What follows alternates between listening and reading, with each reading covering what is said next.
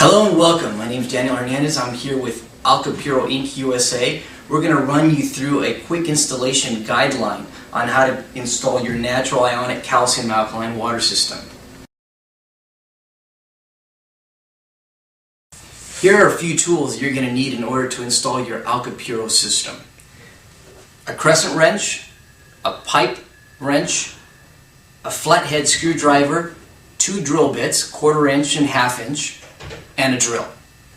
Before we get started with the installation, let's go through some of the parts that come inside your Alkapuro system. With your Alkapuro system, you will receive your faucet hardware, on-off valve for your storage tank, your hex nut adapter, your drain adapter hardware, and your filter housing removal tool. Let's get started with the install. Let's locate your cold water source that's usually located underneath your sink. What you want to do is start by turning off that valve, and basically once you've turned it off, disconnect the hose that's going to it. Once you do that, you're going to replace in that section the hex valve adapter. Once you've put that hex valve adapter in there, go ahead and reconnect the hose you disconnected. Now that we've installed the hex feed adapter, what you want to do is locate your red line, which is your in-feed line for your system. What you're going to do is press it into the hex feed adapter and make sure you tug on it slightly just to verify the secure connection. That's step 1. Let's find your drain, usually located underneath your sink. It's a tube that's coming straight down from your sink. And what you're going to do is once you've located it, we're going to put together what is the drain adapter. That drain adapter comes with a gasket. You want to basically line up this hole with the hole that's on your adapter and go ahead and stick it on there. Once you've done that, you're going to take both of the screws, as we see here in the picture, and basically tighten it up, making sure you have room to be able to drill inside that hole with your 1/4 inch drill bit. Now that we've got our hex nuts tightened, what you want to do is locate your drill with the 1/4 inch drill bit, and let's go ahead and drill the hole, making sure that we don't pierce through the second wall. What you want to do is basically take your yellow line and go ahead and slightly push it in there, making sure you're right up against the hole you just drilled, and go ahead and tighten it just like this. And that's step 2. Now that we've got our drain line installed, we want to move on over to the storage tank. We want to take some Teflon tape and basically put a few wraps of Teflon around the head of that. You're going to take your on-off valve and screw it on, securing a nice, decent fit. Once that's done, you're going to take your white line and you're just going to push it firmly in, tugging on it a little bit, making sure the connection is secure.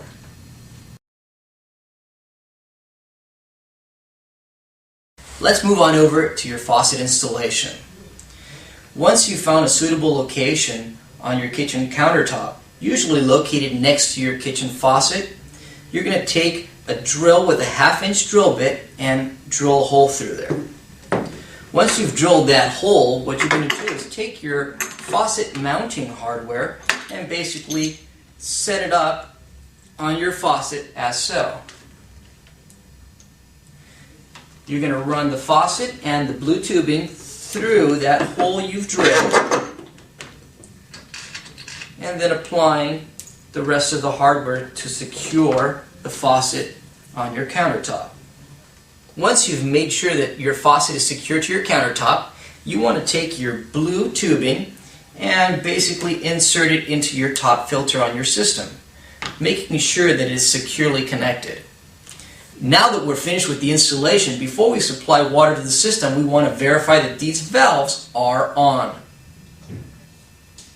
When the valve is on, it will run parallel to the line.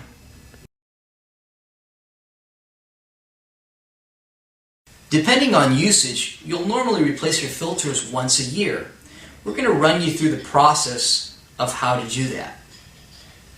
First, you want to make sure that you shut off all the valves feeding water into your system, including your reservoir tank. So you're going to take these and turn it away from the line. Same with your storage tank. You're going to turn it away from the line, closing that valve. You're going to take your filter removal tool and basically take your filter housing off, unscrewing it all the way. Be careful not to spill water, as the container will be full of water.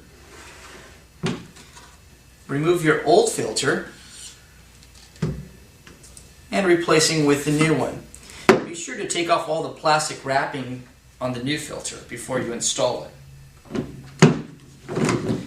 Then what you want to do is basically tighten the housing back on using the tool to give it one last snug tight fit. And you're going to do that to the other two filters, just replacing the same filter that you take out. Now that we've replaced the lower filters, let's move into the Ionic Cal filter replacement. Notice the flow on the filter. You want to replace it going in the same direction. You're going to start off by taking off the post-carbon filter, sending it over to the side, removing the brackets, and taking a flathead screwdriver, applying a little bit of pressure. You kind of have to hold it with both hands, and pulling out at the same time. So you're pushing towards the valve and sliding it out at the same time. You're going to take it off. You're going to replace it with the new one.